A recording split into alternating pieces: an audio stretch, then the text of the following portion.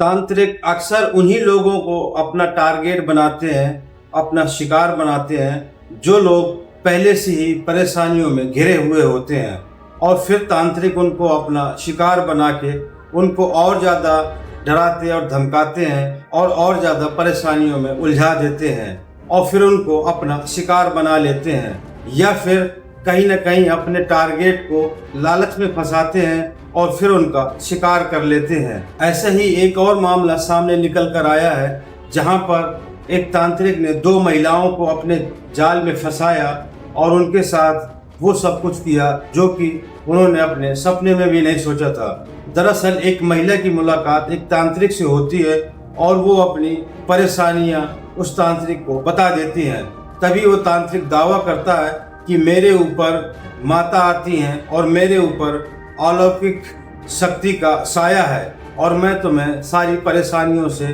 छुटकारा दिलवा दूंगा और साथ ही साथ मैं तुम्हें माला माल भी कर दूंगा। और वो महिला इस तांत्रिक के झांसे में आ जाती है और एक दिन फिर वही तांत्रिक इस महिला के घर आ पहुंचता है और इस महिला के साथ में वो सब कुछ कर गुजरता है जो कि इस महिला ने कभी सपने में भी नहीं सोचा होगा, और साथ साथ इसको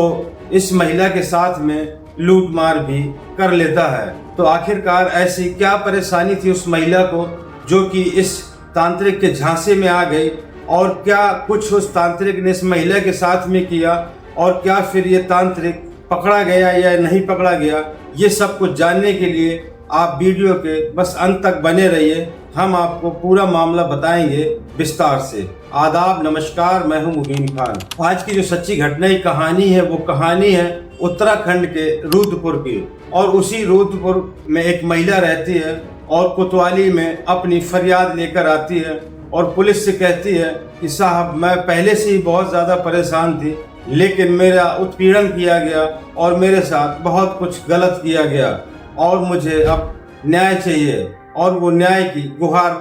पुलिस से लगा रही थी। तभी पुलिस उसकी पूरी बात सुनती है और उसकी दी हुई तहरीर पर पुलिस मुकदमा दर्ज कर लेती है और आरोपी की तलाश भी शुरू हो जाती है। दरअसल उस महिला ने जो तहरीर दी थी उस तहरीर में ये साफ लिखा था कि 2017 में एक घटना के चलते उनके पति उस घटना के जद में आ गए थे और फिर वो कोमा में चले गए, और तब से उनके पति कोमा में हैं और वो वहीं रुद्रपुर में अपने 2 बेटों और एक बेटी के साथ में रहती है, और उनके पति का आज भी इलाज चल रहा है। रामपुर जिले के उनके मूल गांव में उनका इलाज चलता है और इलाज के चलते उन्हें उस गांव में भी आना जाना पड़ता है। और उस महिला ने बताया ये 2025 की होली में वो गांव गई हुई थी, और होली के बाद जब वो गांव से लौट रही थी तभी बिलासपुर में आकर वो रुद्रपुर के लिए सवारी गाड़ी का इंतजार करने लगती है, और वो इंतजार कर ही रही थी तभी एक कार उसके पास आकर रुकती है, और वो उस कार में बैठे शख्स का कहना था कि मैं रुद्रपुर की ओर जा रहा हूँ और अगर आपको रुद्रपुर चलना हो तो चलो मैं आपको छोड़ देता हूँ। तभी वो महिला कहती है कि हाँ मुझे रुद्रपुर ही जाना है और क्या आप मुझे रुद्रपुर छोड़ दोगे। तभी वो कार वाला शख्स कहता है कि बिल्कुल मैं आपको रुद्रपुर छोड़ दूंगा। तभी वो महिला उस कार में बैठ जाती है, और जब कार कुछ दूर चलती है तो आपस में इन दोनों की बातचीत शुरू हो जाती है और उसी दौरान एक दूसरे के बारे में जानने की कोशिश करते हैं। तभी वो महिला अपनी परेशानियों को उस शख्स के साथ में शेयर करने लगती है। जैसे ही वो परेशानियों को उस शख्स के साथ में शेयर करती है तभी वो शख्स कहता है कि दरअसल मेरा नाम राम भगत है और मैं रामपुरा के दुर्गा मंदिर में रहकर मंदिर की देखभाल करता हूँ, और मेरे ऊपर माता आती है और मेरे साथ अलौकिक शक्तियों का साथ है, और मैं तुम्हारे पति को पूरी तरह ठीक कर दूंगा। और ये बातों ही बातों में वो राम भगत उस महिला के चेहरे की तरफ देखता रहता है और थोड़ी देर देखने के बाद में कहता है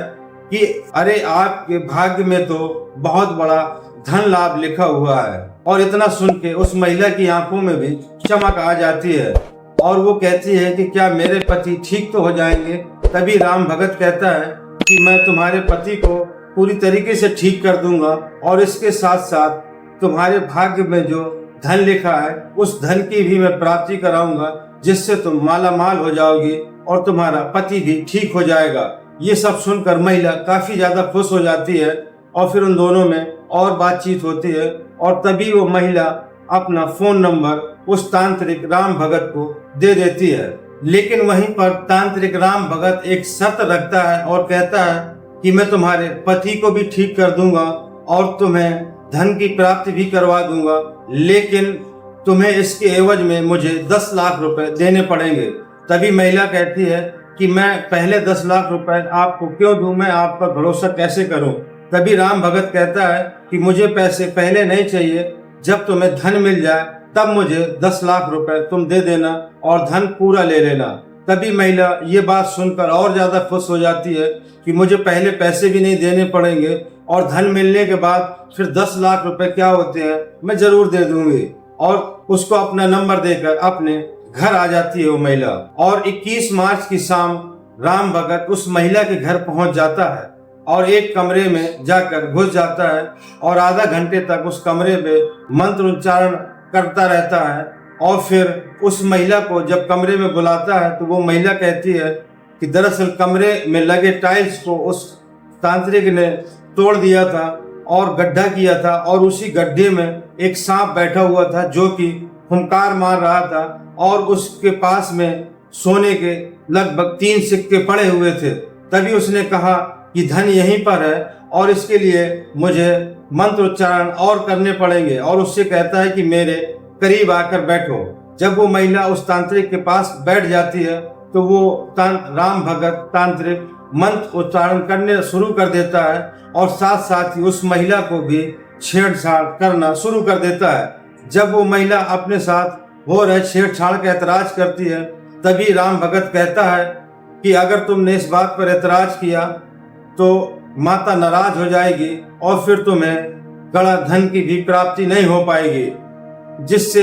इस बात से उस महिला को डराता और धमकाता है। तभी वो महिला खामोश हो जाती है और फिर कहती है कि उसने उसके साथ में 2 बार दुष्कर्म करता है, लेकिन महिला न चाहते हुए भी उसका विरोध नहीं कर पाई थी, क्योंकि एक तरफ उसको लग रहा था कि धन की प्राप्ति हो जाएगी और एक तरफ उसने डराया भी था कि अगर तुमने ऐतराज किया और विरोध किया तो माता नाराज हो जाएंगी, जिससे तुम्हारे पति और तुम्हारे बच्चों को भी नुकसान पहुंचेगा। वो कहती है कि इस बात से मैं डर भी गई थी, इसलिए मैंने उसका विरोध भी नहीं किया और उसने मेरे साथ 2 बार मुंह काला किया। और जब वहां से जाने लगा तो उस तांत्रिक ने कहा कि अब गड़े हुए धन की प्राप्ति तुम्हें 5 दिन के अंदर हो जाएगी, जो भी यहाँ पर धन होगा वो तुम्हें 5 दिन के अंदर मिल जाएगा। और फिर उसने अपने तंत्र मंत्र का सामान समेटा और वहां से चला गया। और फिर महिला ने बताया कि अगले दिन उस तांत्रिक ने उसे टीना पानी बुलाया और वहां पर उसको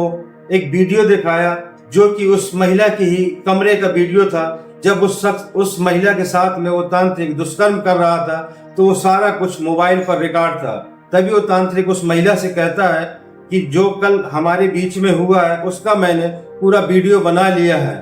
और अब मुझे तुम 5 लाख रुपए दोगी और अगर तुमने मुझे 5 लाख देने से इनकार किया तो ये वीडियो मैं वायरल कर दूंगा, जिससे तुम्हारी इज्जत की धज्जियां उड़ जाएगी। वो महिला कहती है कि मैंने लोक लज्जा के डर से किसी भी तरीके से 5 लाख रुपए का इंतजाम किया और उस तांत्रिक को मैंने दे दिए। वहीं पर एक और अन्य महिला है, उसने भी बताया कि दरअसल वो बांस मंडी की रहने वाली है और उसकी बेटी बीमार रहती है और उसी बेटी का इलाज करवाने के लिए रामपुरा के दुर्गा मंदिर में वो राम भगत के पास उस अपनी बेटी को लेकर गई थी इलाज के लिए।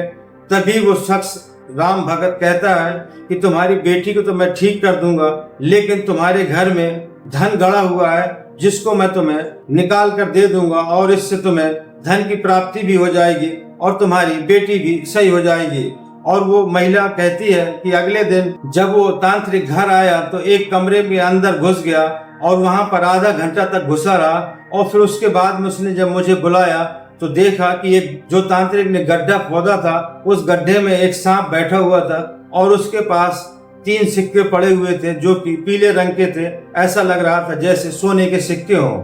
और तभी उस तांत्रिक ने मुझसे कहा कि अगर तुम्हें गड़े हुए धन की प्राप्ति करनी है तो 151 बकरों की बलि देनी पड़ेगी, और इसके चलते वो मुझसे 4 लाख रुपए लेके फरार हो गया, और फिर न मुझे धन मिला और न मेरे 4 लाख रुपए मिले। वहीं पर रूदपुर सीओ सिटी प्रशांत कुमार ने बताया कि महिला की दी हुई तहरीर पर मुकदमा दर्ज कर लिया गया है और आरोपी राम भगत की तलाश जारी है। प्रशांत कुमार ने बताया कि राम भगत रामपुरा के मंदिर में, दुर्गा मंदिर में रहकर वहां की देखभाल करता है और अपने तंत्र मंत्र के द्वारा प्रचार प्रसार का भी उसने अपने मंदिर के आसपास में पोस्टर भी लगवाए हैं, और वो अपने प्रचार प्रसार में दावा करता है कि लोगों की मुसीबतों को दूर करना और लोगों को परेशानियों से निजात दिलाने का दावा करता है। और इसी के चलते लोग जब उसके पास आते हैं तो किसी न किसी तरीके से वो लोगों के साथ में जाल फैलाता है और लोगों को अपने जाल में फांस कर फिर उनसे ठगी का शिकार करता है। और वहीं पर प्रशांत कुमार सिंह ने बताया कि महिला के द्वारा दी गई तहरीर के बिहाफ पर महिला की मेडिकल जांच कराई जा रही है और फिर